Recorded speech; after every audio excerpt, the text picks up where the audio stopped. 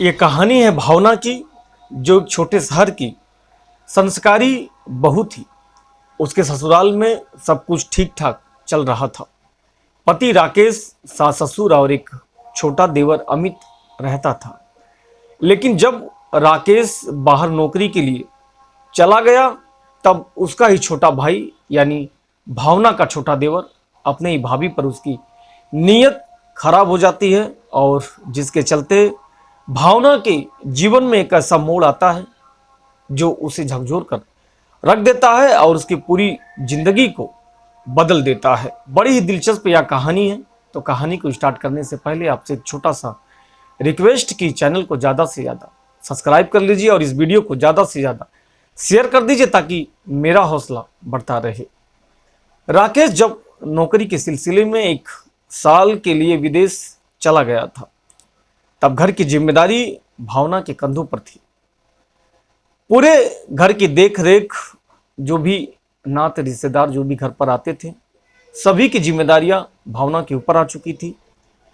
उसका देवर अमित उस समय कॉलेज में पढ़ता था। घर में बस सास ससुर और भावना और अमित रहते थे। कुल मिलाकर एक छोटा सा और खुशहाल परिवार था। भावना और अमित पहले जैसे सामान्य देवर भाभी की तरह व्यवहार करते थे और मजाक, बातें, खाना बनाने से लेकर वह हर एक छोटी छोटी बातों पर भी शेयर करते थे और चर्चा करते थे। सब कुछ सहज था, लेकिन धीरे धीरे जब अमित पढ़ाई के साथ साथ घर के कामों में भी हाथ बटाने लगा, तो भावना को उसमें एक अलग संवेदनशीलता दिखाई देने लगती है। एक दिन अमित ने भावना से कहा कि भाभी, आप बहुत ही थक जाती हैं और काश अगर भैया होते तो आप इतनी परेशान ना होती। जैसे ही इस बात को भावना सुनती है और अमित यानी अपने छोटे देवर की तरफ देखती है, वो बात उसे सीधी सादी लगती तो है, पर भावना के दिल को वह बातें छू रही थी। उसे पहली बार किसी ने ऐसी बात से संबोधन किया था जिसे वह बखूबी से भावना समझ रही थी, और वह ऐसा सोच रही थी कि ऐसा तो कोई है जो मुझे अपना समझने वाला है, सोचने वाला है। फिर जैसे जैसे समय बीतता गया और अमित और भावना की बातचीत गहरी होती गई, अमित ने अपने मन की बातों को साझा करने लगा। अपनी भाभी से हर एक बातों को बताने लगा। हर एक दिल से लेकर सारी बातों को वह शेयर करने लगता है। कॉलेज का तनाव, अकेलापन और एक अधूरी चाहत की कसक, ये सारी बातें वह अपनी भाभी से शेयर करने लगता है। भावना भी एक भावनात्मक और एक खालीपन से जूझ रही थी। पति दूर, घर की जिम्मेदारी और समाज की उम्मीदें, सब कुछ उसे एक बोझ सा जैसा लगने लगा। इन सब में अमित का साथ उसे सुकून देने लगता है।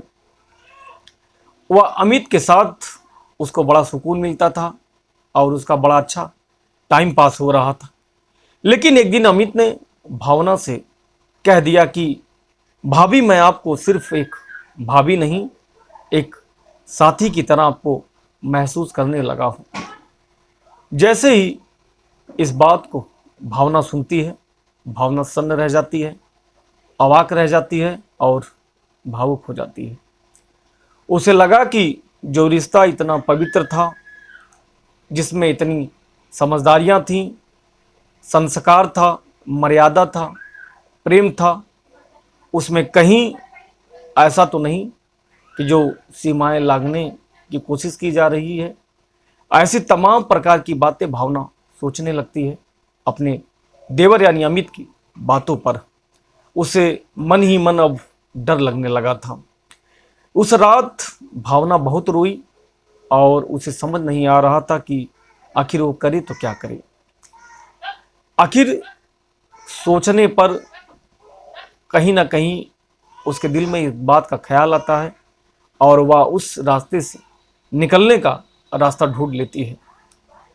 जब सुबह होता है तो वह अमित को बुलाती है और अमित को समझाती है, कहती है कि उसे अपने पति को कसम याद आती है और वह रिश्ते को समाज और धर्म दोनों को नज़रों से देखने लगती है और पाती है कि जो मेरा पति पत्नी का जो रिश्ता है वह बहुत ही पवित्र है। सुबह होते ही भावना ने अमित को बुलाया और कहा कि हमने भावनाओं में बहकर जो महसूस किया और जो शायद आपने कहा मुझसे, पर शायद वह सच था पर नहीं था, ऐसा तो मुझे नहीं पता है। अगर मर्यादा से बाहर निकले तो सिर्फ दिल नहीं घर भी टूटता है। और ये सारी बातें अमित के कुछ ना कुछ समझ में आ रही थी। अमित को भी अपनी गलती का एहसास हुआ। उसने माफ़ी मांगी और दोनों ने वादा किया कि हम रिश्ते की डोर को मजबूत करेंगे और गलत राह पर नहीं चलेंगे, या हम दोनों लोग ऐसा कोई गलत कार्य नहीं करेंगे जिससे समाज में हमारे सम्मान को ठेस पहुँचे और इस पवित्र रिश्ते पर उंगली उठाया जाए।